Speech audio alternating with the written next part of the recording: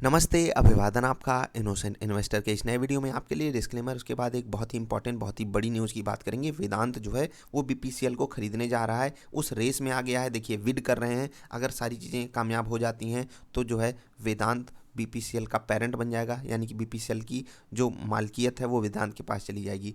Chart पे explanation देंगे, उससे पहले सबसे इंपॉर्टेंट चीज़ आपको बता देते हैं कि होता क्या है। रियलिटी आप समझ लीजिए, कैसे कोई कंपनी किसी कंपनी को खरीद लेती है। चलिए, अभी वेदांत की बात कर रहे हैं और बीपीसीएल की बात कर रहे हैं, ठीक है। अभी वेदांत को अगर बीपीसीएल को खरीदना है तो ढेर सारे रूमर्स ऐसे हैं कि वेदांत खरीद भी पाएगा या नहीं। अभी रिलायंस जो है वो पीछे हट गया, क्यों पीछे हट गया, ये सारे रूमर्स हैं।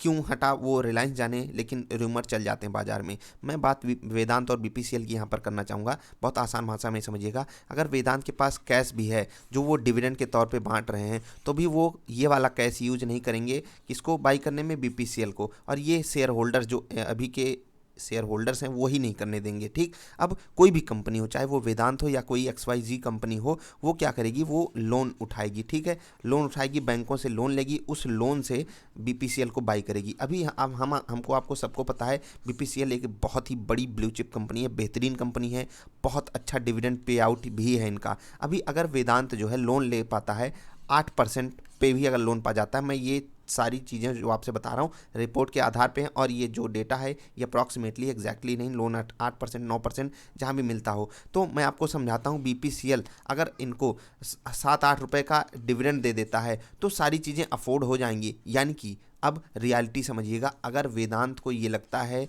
कि बीपीसीएल को वो बाई कर लेंगे और उससे वो बड़ा प्रॉफिट जनरेट कर सकते हैं लॉन्ग रन में, तो ये वेदांत के लिए बेस्ट चीज़ होगी, बीपीसीएल के लिए भी बेस्ट चीज़ होगी। और वेदांत जो है यहाँ से मिलेगा क्या, उसको उसको डिविडेंड मिल जाएगा, जो कि उसको ब्याज चुकाना पड़ेगा, जो वो उठाएगा बैंकों से। तो आप रियलिटी समझ गए।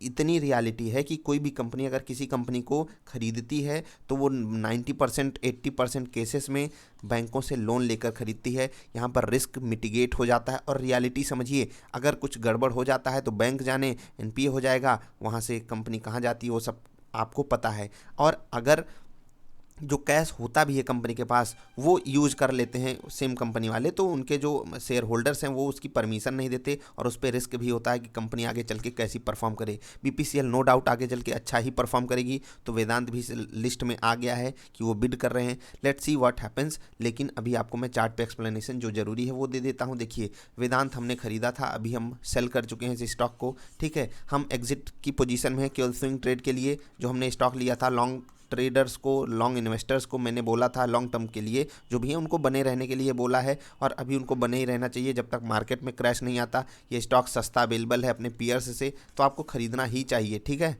और अगर आपके पास बाई साइड की पोजीशन है तो आपको बने रहना चाहिए, लेकिन तब जब आप एक लॉन्ग टर्म इन्वेस्टर या ट्रेडर हो, ठीक है।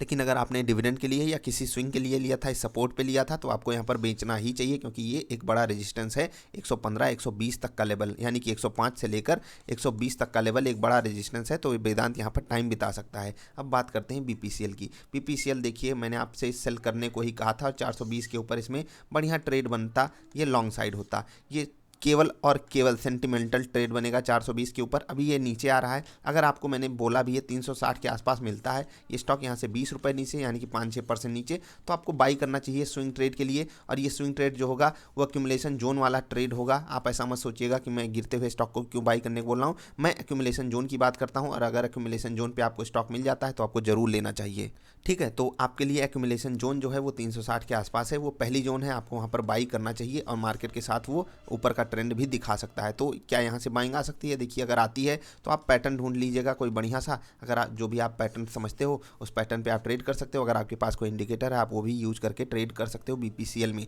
तो ये थी चार्ट की बात।